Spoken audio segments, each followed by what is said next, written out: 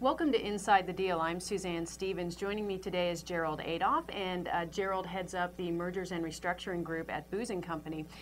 Gerald, you recently penned an article for the Deal News Weekly in which you looked at M&A activity and what we might expect in the weeks ahead.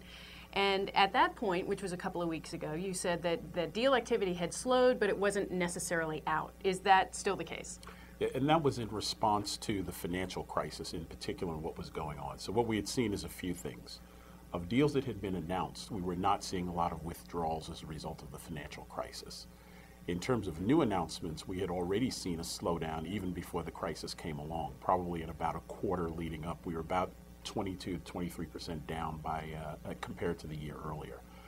A financial crisis is such a transient event. Deals have such a long time horizon to them that I think you'd see a lot of lag before there was a big uptick or a big downswing because of the financial crisis. The economy is going to be way more important. Well, and that is kind of just a sign of the times. The fact that you could say one thing a couple of weeks ago and it's so changed now, just the volatility is really unprecedented. We had seen strategics a little more active, those with cash on their balance sheets in the market. Are they in more of that kind of holding pattern status that you mentioned? I think that the strategics, and by a strategic buyer, means anyone who had a real strategy as to what they were looking for. And that could be a financial buyer with a strategic play in mind or a strategic buyer. They're out there looking to buy.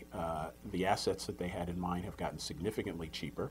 And if they're using cash or if their stock is moving in tandem as an industry, that is the target and the acquirer are both moving together, those are still viable transactions and very much in play. If there is a slowdown, I think the slowdown is going to come from the seller side rather than the buyer side. Similar to you trying to sell your house, all of a sudden the market falls out, you don't like the price you're being offered, and the net result is you hold and you decide you're going to wait.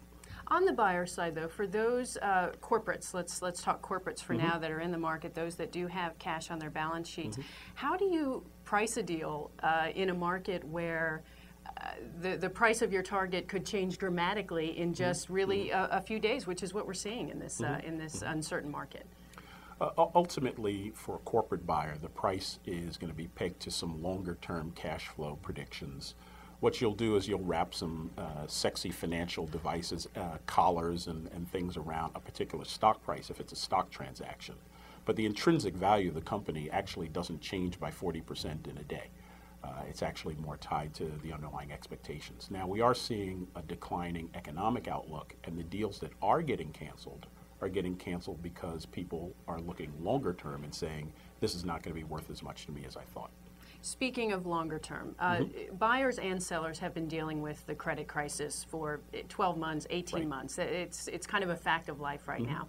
The macroeconomic environment is a bit of a different story. I mean, we don't really know how depressed the U.S. economy is necessarily going to get. We're seeing the volatility over the last couple of weeks in the market. How do you expect that macro environment will affect deal making in the next, through the end of the year and into early 2009? Well, you're right. In fact, the fact that the credit market had changed a year ago is why, in fact, we didn't see, I think, such wild swings in this latest crisis.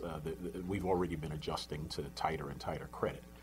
From an economy point of view, what's happening is that there are a lot of companies that are scale sensitive, that are consumer spending sensitive, and they're now looking at a future that's a little bleaker. And in fact, many of them will now be pushed into consolidation and pushed into doing deals, and so we'll see more activity. In some other cases where it was a little more opportunistic, financially oriented, we'll see the slowdowns. The financial service industry is a classic example where a lot of the smaller banks will not be able to survive this. Similar health plans, similar in some of the other areas. So we saw a lot of forced marriages in the financial services industry. So you're saying we could see some of those types of deals where companies have to come together because they don't have any other choice in other industries as well? Well, certainly not at the point of a shotgun of the federal government behind them. But Let's again, hope not. You'll see a lot of companies that were in a more robust economy saying, I think I can make it on my own, perhaps I can invest. But if you're in an industry where you're facing a lot of capital investment, regulatory requirements, scale is becoming far more important, scale and strategic coherence, not just random scale. And for many of those players who had been trying to hold out, I think they'll find themselves in the arms of larger players. Are you optimistic as to where we'll be at the beginning of next year? or where we might be headed at the beginning of next year? It depends on your definition of optimism. As a deal maker, as an M&A person, yes, I am optimistic, and I think that there'll be a lot of activity. There'll also be a lot of divestiture activity as people try to get more homogeneous and tighter in their portfolios to get that scale I'm talking about. Gerald Adolph with Booz & Company, thanks for joining us. Thank you. I'm Suzanne Stevens. Thanks for watching Inside the Deal.